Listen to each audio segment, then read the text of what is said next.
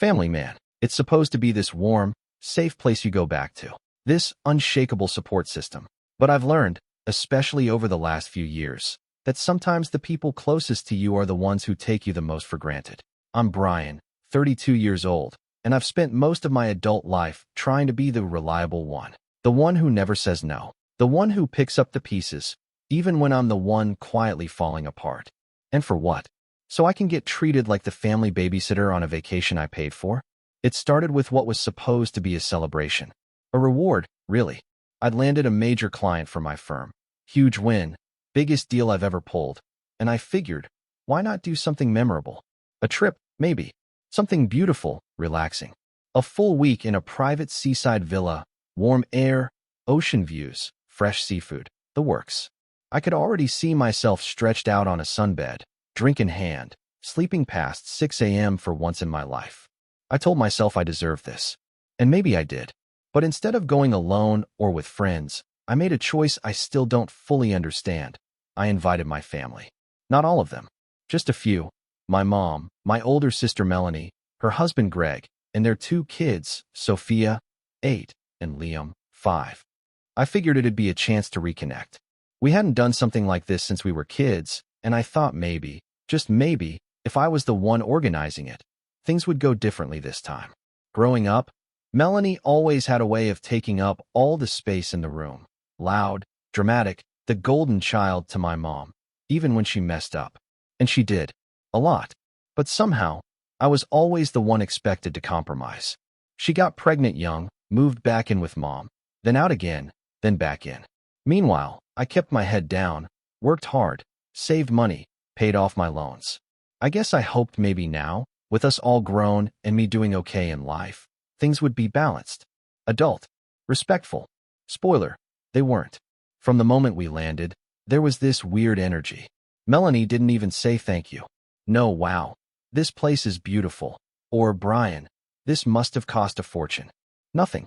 She just walked in like she owned it and immediately started assigning bedrooms. I remember standing in the hallway with my duffel still slung over my shoulder, watching her throw her bag onto the master bed.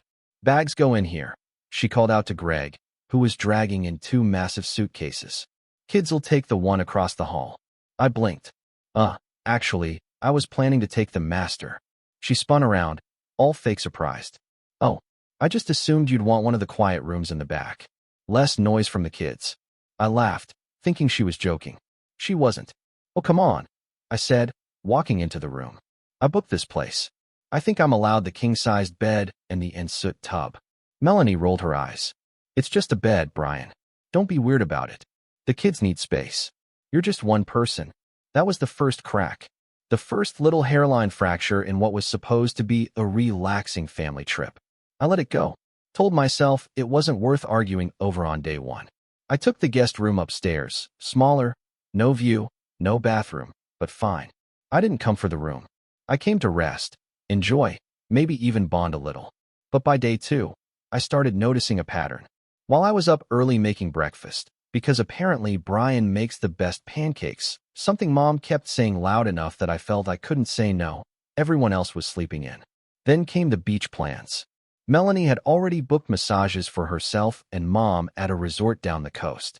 Greg wanted to check out the surf scene. And the kids? Well, so you'll just keep an eye on them for the afternoon, right? Melanie said over coffee, like she was asking me to water her plants, not watch 2 energetic kids under 10. Wait, today? I asked. She looked genuinely confused. Well, yeah. I mean, you're not doing anything, right? That sentence, that assumption, I wasn't doing anything. Because I wasn't married, didn't have kids, wasn't tethered to some invisible checklist of parental obligations. I was, in their eyes, available. A tool. A slot filler. I glanced at Mom, expecting her to step in, say something. She didn't. Instead, she added, it'd be good for you. Maybe when you mature a bit, you'll understand what it's like to care for others. I stared at her. What does that mean? She smiled, tight, patronizing. You spend so much time working, Brian. Always about the next deal, the next goal. Maybe this is a chance to practice patience. I wasn't sure whether to laugh or walk out the door, but I nodded, said sure, and spent the next 6 hours at the beach with two sunburn-prone kids who constantly fought over who got to bury my feet in sand. That was how it went for the next 3 days. Me waking up early to cook. Me taking the kids for ice cream. Me cleaning up the patio after dinner. Meanwhile, Melanie and Greg had spa appointments, date nights, wine tastings. Mom was right there with them, acting like she was owed this relaxation by divine right. One night, I tried to speak up. I waited until the kids were asleep and everyone was lounging in the villa's hot tub. I pulled up a chair nearby and said, "Hey, can we maybe talk about the schedule a bit? I've kind of been the only one watching the kids." Melanie laughed. "You make it sound like a chore. You're great with them. They love their Uncle Brian." "I love them too," I said. "But this was supposed to be a vacation for me, too." Mom swirled her wine. "It is. You're with family. That's the best kind of rest." I stood up. Rest would be not being treated like the help. That's when Melanie put her glass down and said it. Those 4 words that made everything shift. "Then get out, Brian." I blinked. "Excuse me. You're clearly not happy here," she said, like I was the problem. "No one asked you to pay for everything. You offered. If you're going to hold it over us the whole time, then maybe you shouldn't be here." I looked at Mom again. She didn't say a word. Not a single word. That's when I felt it. This heat rising in my chest. The years of being the good son, the quiet brother, the provider. All of it boiling under the surface. I said, calmly but firmly, "I'm not your helper." "And Mom," she smiled, like I'd just proven her point. "Maybe when you mature, you can join us." I didn't respond. I just turned around, walked upstairs, and started packing. But I wasn't just leaving. I was planning. The silence in that guest room felt suffocating. I could hear the muffled laughter drifting up from the patio, my sister's voice rising above the others, Greg making one of his dry, dad joke quips, Mom's occasional cackle. All of it grated on me. It was like I didn't exist anymore. Not a single footstep on the stairs, no knock on the door. They hadn't even bothered to check if I was okay. I guess in their minds, I was gone already. And maybe I was. I sat on the edge of the bed for a long time, bag halfway packed, just stuck.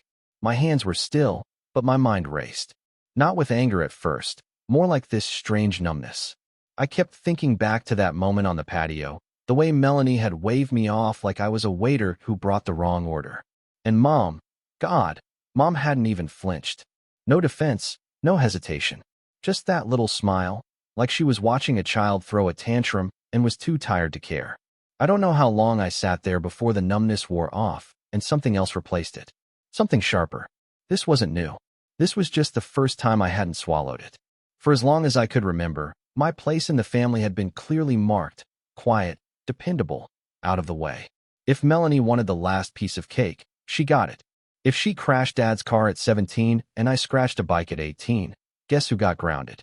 If she needed money, Mom would borrow from me without even asking. And I let it all slide. Because I thought that's what family did. You give. You show up. You forgive. Again and again. But this was something else. I hadn't just been sidelined. I'd been used. I didn't leave that night. Not yet. I needed time. Space to think. But I also needed to see just how deep this rabbit hole went. So the next morning, I got up at my usual time, made coffee, and acted like nothing had happened. Melanie didn't mention the blow-up. Neither did Mom. Greg gave me a stiff nod at breakfast, but that was it. The kids ran up to me like nothing had changed, Liam clinging to my leg, Sophia waving a drawing she made of the beach. Part of me wanted to pull them into a hug and leave right then, drive to the airport, and forget this whole trip ever happened. But the rest of me, the part that had been stepped on too many times to count, wasn't done yet. That day I watched. I listened. And what I saw made everything clearer. Melanie treated the villa like her personal resort. She'd lounge on the deck while Greg played bartender with the drinks I'd stocked. Mom set up her own little reading nook by the pool with the books I'd brought for myself. I caught her flipping through my hardcover copy of The Night Guest, a book I'd mentioned looking forward to for weeks. No thanks, no permission asked. When I said something, Mom just said, "It was just lying around. Don't be possessive." Possessive. Of a book I paid for and brought on a vacation I paid for. By that afternoon, Melanie was calling me Uncle B like I was some kind of live-in nanny. She even had the audacity to suggest I take the kids into town while they had a grown-up dinner night in the villa. "It's just one night," she said, flashing that practiced smile that had fooled so many over the years. They adore you. Plus, you've been great with them. It'll be fun. I looked at her, then at Mom, who was already sipping wine and nodding in agreement. Greg didn't even look up from his phone. I felt something inside me snap. Not loudly, not violently, but cleanly. Like a wire finally giving out after years of tension. Sure, I said. Let's make it special. Melanie beamed. See? That's the spirit. I took the kids into town that evening. We got ice cream, rode a little tourist train around the harbor, and I let them pick out souvenirs from a local shop. It was one of the only genuinely enjoyable moments I had that week. But even then, I felt that tension rising under my skin. That awareness that I was being used, again, even as I smiled and paid for Liam's seashell necklace and Sophia's stuffed dolphin. I was already planning my next move. Back at the villa, the so-called adults had raided the wine cellar. Candles were burned down on the deck, music still playing from the Bluetooth speaker I'd set up. Empty bottles were scattered around the hot tub. Melanie was passed out in a lounge chair. Greg was snoring on the outdoor sofa. Mom was nowhere in sight. I got the kids tucked in, made sure the doors were locked, and headed to my room. That's when I noticed the door was ajar, and my suitcase open. At first I thought maybe I'd forgotten to zip it, but the clothes inside were rumpled, moved. I looked around the room, checked the drawers, the nightstand. My portable charger was gone. So was my good pair of noise-canceling headphones. Panic kicked in fast, but then came anger. I stormed downstairs and found Mom sitting at the kitchen island, swirling the last inch of wine in a glass. Did you go through my room? I asked, voice low. She didn't even look surprised. Melanie needed a charger. Yours was just sitting there. And my headphones? Liam spilled juice on Greg's pair earlier. Melanie thought yours were waterproof. They're not. She shrugged. Well, now you know. Now I know. That was the moment I stopped giving them the benefit of the doubt. It wasn't just thoughtlessness. It was entitlement. They believed they could take whatever they wanted from me, and I'd just take it. I didn't argue with her. I didn't raise my voice. I just said, got it, and walked back upstairs. That night, I didn't sleep. I laid in bed staring at the ceiling, going over every slight, every comment, every passive-aggressive jab and selfish demand they'd made over the years. I thought about how, after Dad passed, I was the one who handled all the finances and paperwork. Melanie couldn't even be bothered to show up for half the meetings. I remembered how, when she missed Mom's birthday last year, I drove 4 hours with flowers and a cake to make sure she wasn't alone, and Mom still called Melanie her rock. That next morning was the turning point. I came down to find chaos in the kitchen. The kids were yelling. Greg was shirtless and trying to wipe orange juice off the floor with a beach towel. Melanie was yelling at Sophia for something about sunscreen. Mom was nowhere in sight. And then Melanie saw me and barked. Finally, can you deal with them? I haven't had coffee yet, and they're bouncing off the walls. I just stared at her. She threw her hands up. What now, Brian? Don't start. I walked over to the fridge, poured myself a glass of water, and leaned against the counter. I'm not your helper. She scoffed. Not this again. I looked at Greg. You want to take a turn? He shook his head. Not my job. I smiled. Exactly. Melanie walked toward me. Why are you being so dramatic? You always do this. Act all generous, then hold it over everyone's heads. No one asked you to be the martyr. I'm not the martyr, I said. I'm the idiot who thought I had a family that respected me. She froze. Her face shifted, just a flicker, but it was enough. Then, in that cold, practiced voice she always used when she wanted to win an argument by force, she said, if you don't like it, Brian, then get out. Same words, same tone, no hesitation. That was it. I looked at her, then at Greg, then at the kids, who had gone quiet, sensing the shift in energy. I glanced at the open patio doors, the sea breeze blowing through the curtains. And I said, very calmly, all right, I'm out. Melanie smirked, thinking she'd won again. But what she didn't know, what none of them knew, was that I wasn't just leaving the villa. I was taking the dream with me. The strange thing about walking away isn't the leaving. It's what hits you right after. That hollow echo, the silence that follows the slam of the door. That moment where your body's still on autopilot but your mind's screaming, did I really just do that? I didn't even grab all my stuff when I left the villa. Just my backpack, wallet, passport, and keys. I walked down the gravel road, away from the private gate, sunlight hitting my back like a spotlight. The villa stood behind me like some perfect postcard dream that wasn't mine anymore. I didn't even have a plan, just adrenaline and the kind of rage that only comes after years of being overlooked. The nearby town wasn't far, maybe a 15-minute walk. The sun was climbing, and I could hear my shoes crunching with every step. That sound became weirdly grounding. I kept repeating Mom's words in my head. Maybe when you mature, you can join us. Over and over. It sounded more cruel each time I replayed it. I booked a room at a small guest house near the marina. It wasn't fancy, definitely not the luxury I'd signed all of them up for, but it was quiet, clean, and the receptionist didn't look at me like I was just some spare part in someone else's life.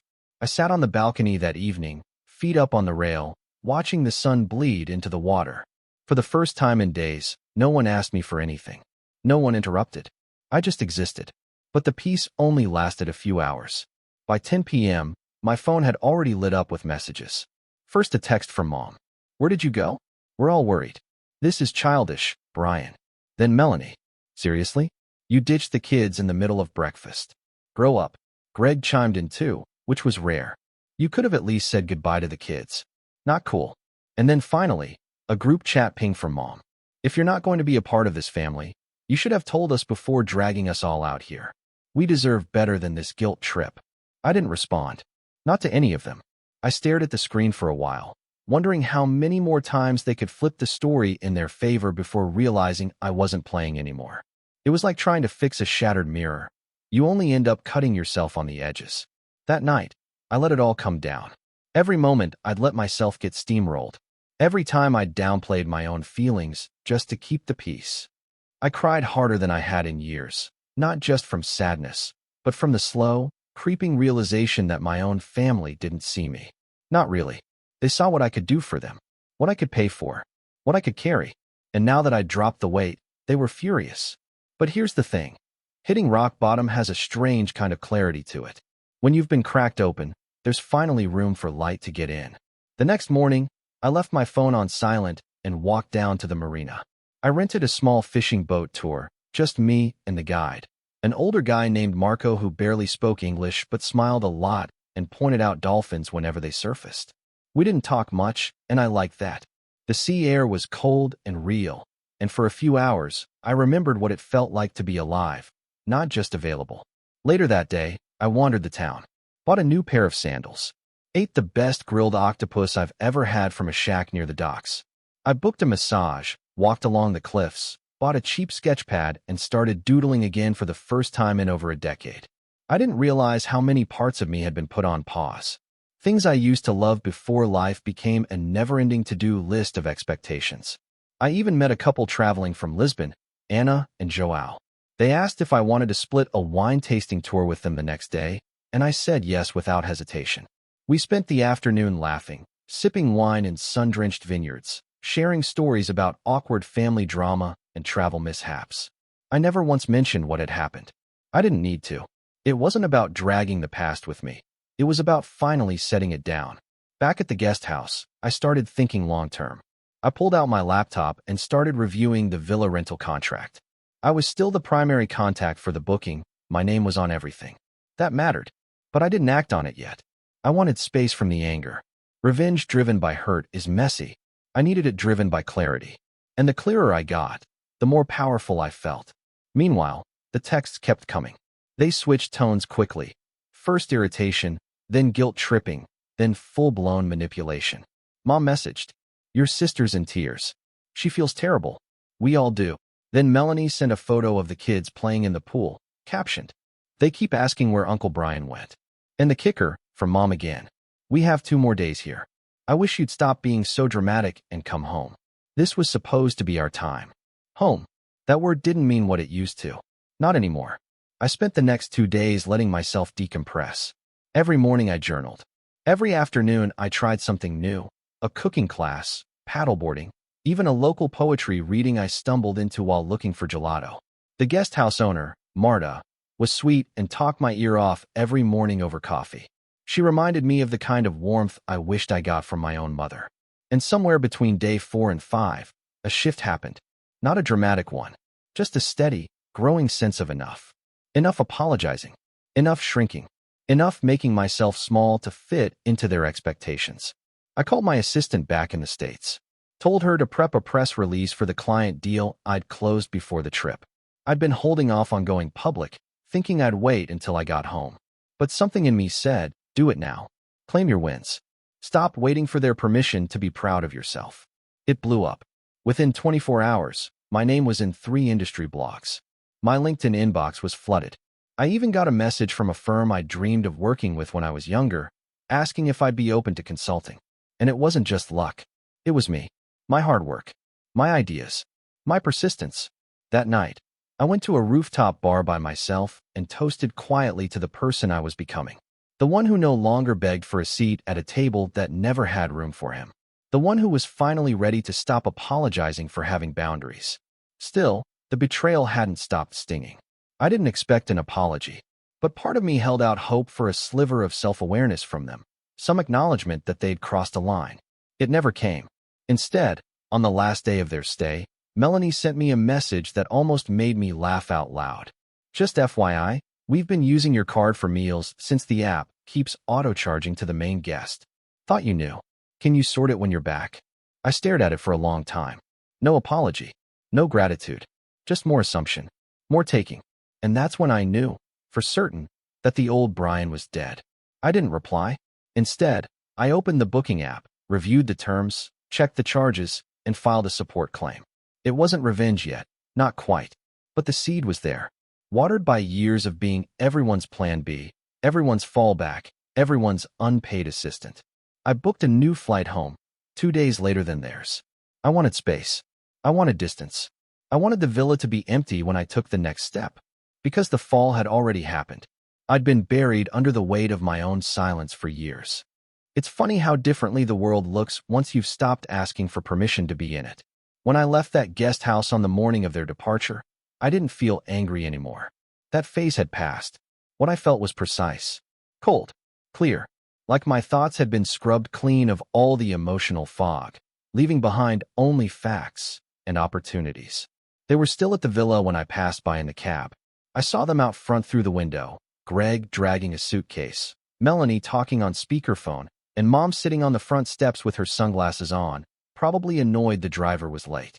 I half expected someone to look up, maybe catch my eye through the glass. But no one did. Of course not. I didn't stop. Instead, I waited. I gave them exactly 1 hour past the official checkout time before logging into the rental app.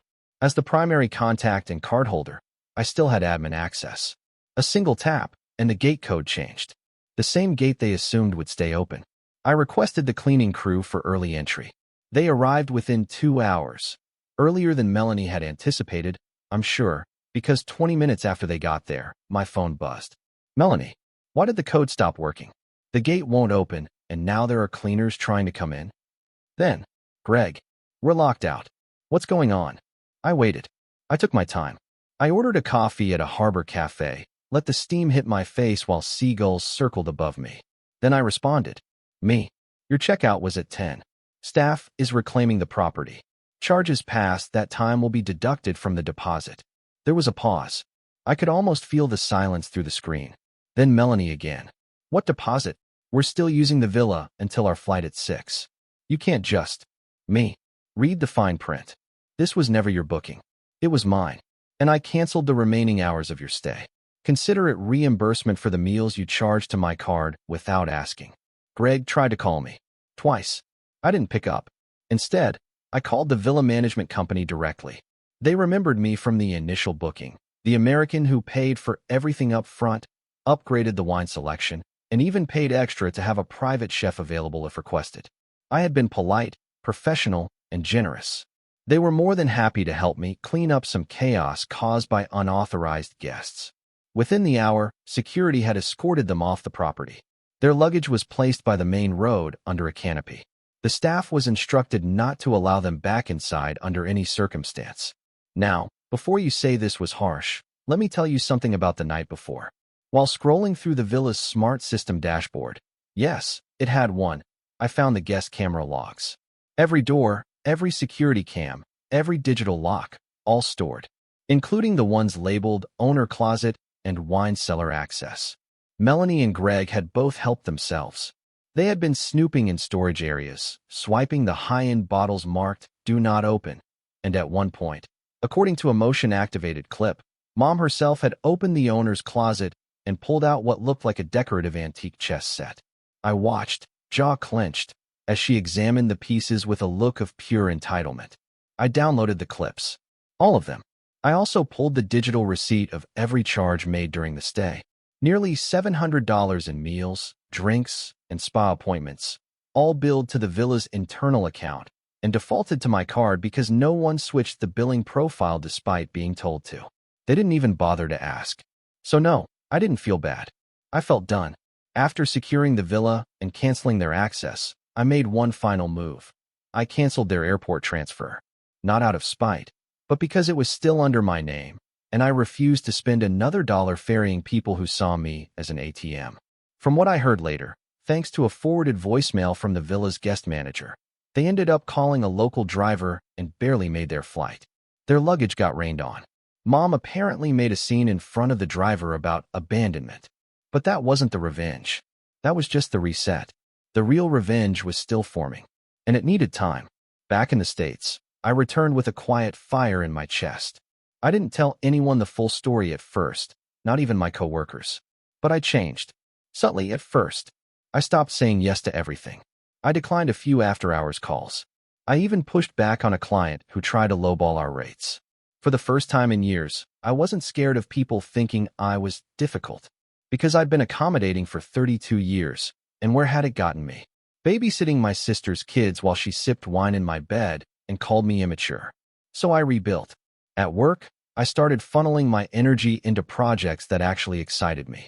My name started getting passed around in industry circles, especially after that client deal I'd closed pre-vacation. Suddenly, people who used to see me as the back-end guy were reaching out to ask for my insight. I was invited to panels. I got offers to consult. At home, I set boundaries. When Mom called to ask for help setting up her new phone, I told her I was busy and suggested she go to the store instead. When Melanie sent a group text about a family brunch the following Sunday, I responded, "Appreciate the invite, but I'll pass. Enjoy." That was it. No drama. No explanation. Just a line in the sand. They didn't like it. Of course they didn't. Mom left me a long voicemail about shutting everyone out and how family needs to forgive and forget. But what she really meant was, keep enabling us and shut up about it. I started therapy too, for the first time in my life. I didn't go to unpack childhood trauma or to wallow. I went to sharpen, to understand why I'd let this dynamic go on for so long and why it hurt so badly to walk away, even when I knew it was the right thing. My therapist, Karen, said something during our third session that stuck with me. "You didn't lose your family, Brian. You just stopped paying rent on a relationship they were squatting in." That hit me harder than anything I'd read online. Because yeah, I'd been emotionally subsidizing them, making excuses, covering the gaps, filling the silences they left behind. And now that I'd stopped, they were scrambling. The next part of the plan came together almost naturally. It wasn't a scheme. It was just accountability. I sent the full itemized bill from the villa, including the extra wine, meals, and damages, to Melanie and Mom in an email titled, "Vacation Reconciliation, Shared Costs Breakdown." The tone was neutral, professional, no snark, just clear language and receipts. I attached a spreadsheet. I gave them 30 days to settle their share, with PayPal and bank transfer links included. Predictably, they freaked. "Mom, this is outrageous. You can't seriously expect us to pay for a family trip you invited us on." Melanie, LOL. "Are you invoicing your own mother now? This is pathetic." So I followed up with a second email. Subject, follow-up, vacation expenses. Body, hi. As mentioned, failure to reimburse your portion will result in a formal small claims filing. All documentation, contracts, and villa footage have been preserved. This is not personal, it's procedural. Brian. They thought I was bluffing. I wasn't. And when the 30 days passed, I filed the claim. I had everything, screenshots, receipts, and the management company's witness statement confirming unauthorized use of property. A court date was set. By the time the court date arrived, the transformation in me was noticeable even to myself. I wasn't nervous. I wasn't anxious. I wasn't even angry anymore. I felt steady, controlled, like I was finally steering my own life instead of sitting in the back seat while everyone else grabbed the wheel. I dressed simply, a navy blazer, pressed shirt, clean shoes. Nothing flashy, nothing performative, just calm capability. Meanwhile, Melanie and Mom entered the courthouse looking like they had been caught off guard by the weather of reality. Melanie had on oversized sunglasses, as if shielding herself from the injustice of being held accountable. Mom looked offended just by the existence of the metal detector at the entrance, clutching her handbag like someone might steal it. Greg wasn't there. He had work, which probably really meant he wanted nothing to do with the fallout. I'd always suspected that for all his silence, even he knew they'd gone too far. Inside the small claims courtroom, we sat on opposite benches. Melanie refused to look at me. Mom stared forward with her nose slightly lifted, as if the entire process was beneath her. But entitlement doesn't carry much weight in a room governed by rules. The judge entered, an older man with an efficient voice who clearly didn't have patience for theatrics. After calling us forward, he asked me to explain the claim. I kept it simple. I described the family vacation, the expenses, the unauthorized charges, the access to restricted villa areas, the footage confirming it. I kept my tone calm, measured, respectful. I didn't embellish. I didn't dramatize. I stuck to facts. Then, I slid the folder of evidence forward like I'd practiced with Karen, my therapist. Everything is documented, Your Honor. I attempted private resolution. They refused. This is the last resort. The judge flipped through the folder. Slowly at first, then faster, eyebrows lifting here and there. Melanie fidgeted.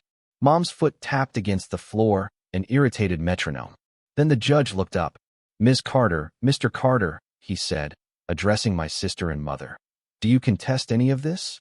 Melanie launched into her monologue immediately, voice sharp, hand gestures dramatic. This is a family matter. Brian is twisting things. He invited us. He offered to pay. And now he's nickel-and-diming his own mother and sister. This is humiliating for all of us. The judge held up a hand. I asked a very specific question. Do you contest the documented expenses? Melanie hesitated.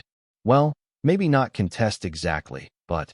Then this isn't about humiliation, the judge said, voice firm.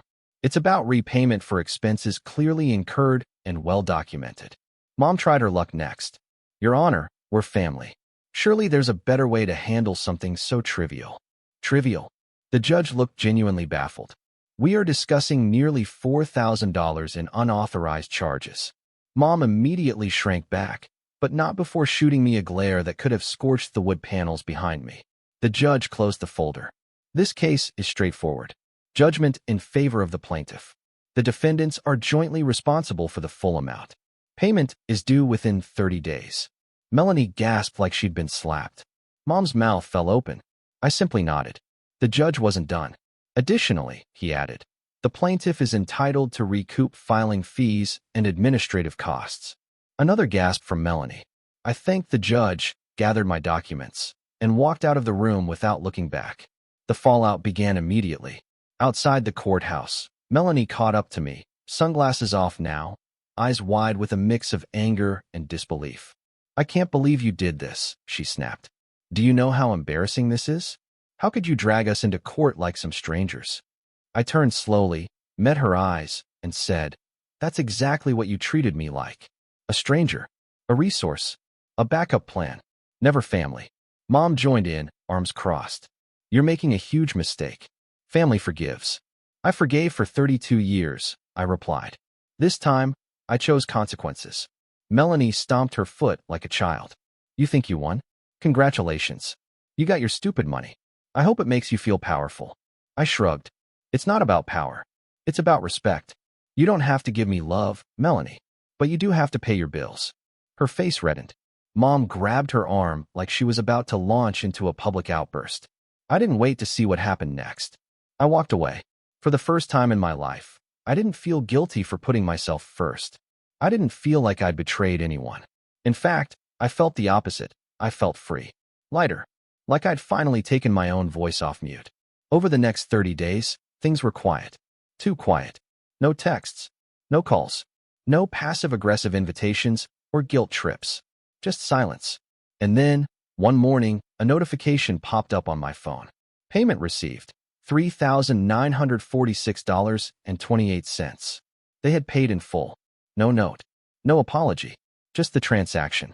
I didn't need anything else. But karma? It has a way of circling back in its own time.